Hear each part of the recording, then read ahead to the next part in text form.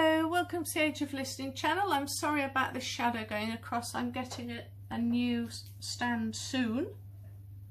So you've clicked onto the twos, and here we have two conflicting ideas, and I just wanted to go through that so you can get a better understanding of what the twos are about.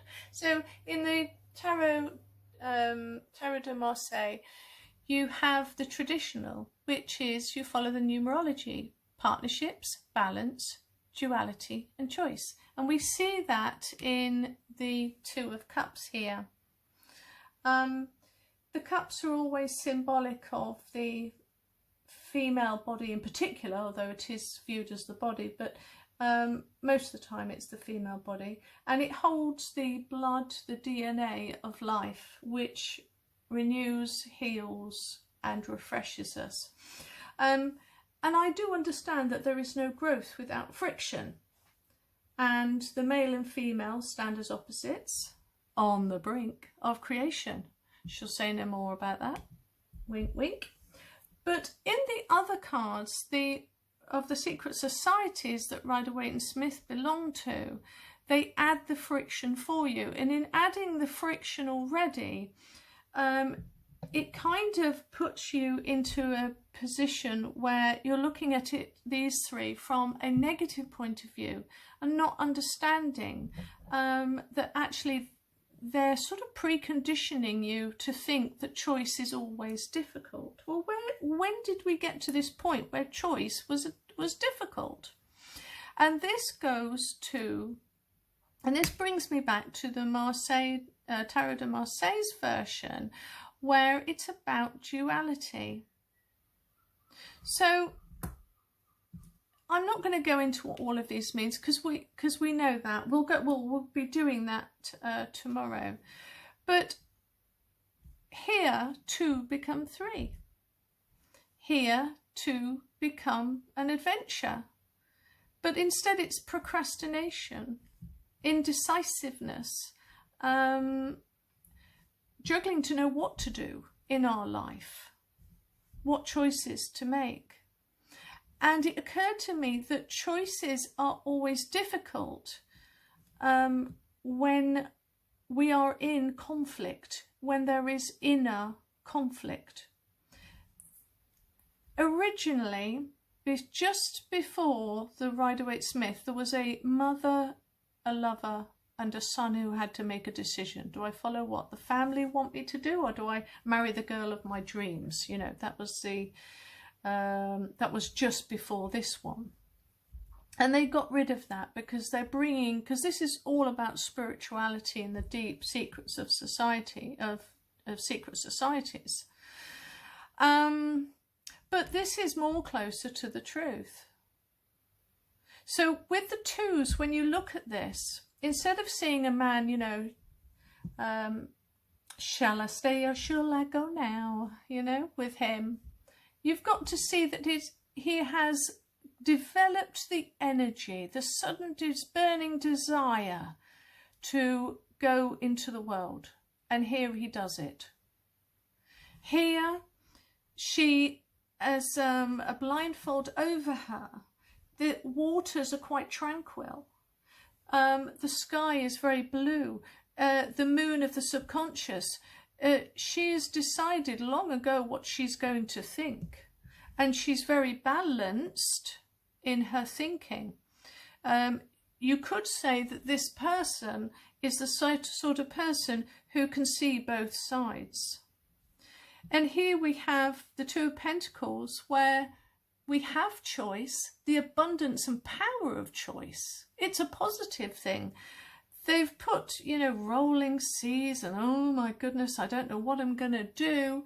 And yes, you've got, you know, this sort of eternity, the eternal choices that we've got to make in life. But he's dancing and he's jovial because actually, wow, we have choice. And when did choice become such a negative thing? And here it leads to what threes are all about: expression, growth, creativity, groups, progression. And So I really just wanted to illuminate, when you have a 2, don't fall for the narrative that choices are somehow difficult. They're only difficult if you have inner conflict within you. Indecisiveness is inner conflict. So look at 2s as in all of them, as you should do with the 2 of Cups, which is, it's not a difficult decision. If it is, then you don't know who you really are. You don't know what you really want to do, or is something that you don't wish to face. There could be a decision where you don't know how to view it because you don't really know yourself, because you don't trust yourself or have confidence in your own abilities. And that's what the question of the reader needs to ask the querent or the client. There is a decision to make, and it's a wonderful decision. If you haven't got the ability to decide what to do, then what you first need to ask yourself is, why can't I make that decision? How am I going to be able to make that decision? They're the two questions I would always ask myself and always ask a client or querent when I get this. Because if they're like, oh great, yes, I am receiving a choice soon, brilliant, can't wait. But when someone's in a quandary, it is not a sign that life is difficult. It is a sign that there's inner conflict within you. And it's about time that we learnt as a population, as an earthly population, that the power must be brought back to ourselves. So I brought these, end of my preaching, but I brought these 2 sets of cards here because these are sort of the 2 sister cards of the major arcana. The Star card does what the High Priestess has only been thinking about. She conjugates life. Is conjugate the right word? She sits in the Holy of Holies, or sits just outside the Holy of Holies rather, in the inner sanctuary, musing over the greatest sort of secrets of life. And the Star card, she actually brings it out into the open. And then we've got 2s again, because there are always 2s. Can you see here 2 pillars, 2 jugs, 2 people in the Garden of Eden, 2 cups of the temperance? It's all about choices, because without being able to easily make a choice, then we're usually stuck. And that's all I wanted to say on that. Bye.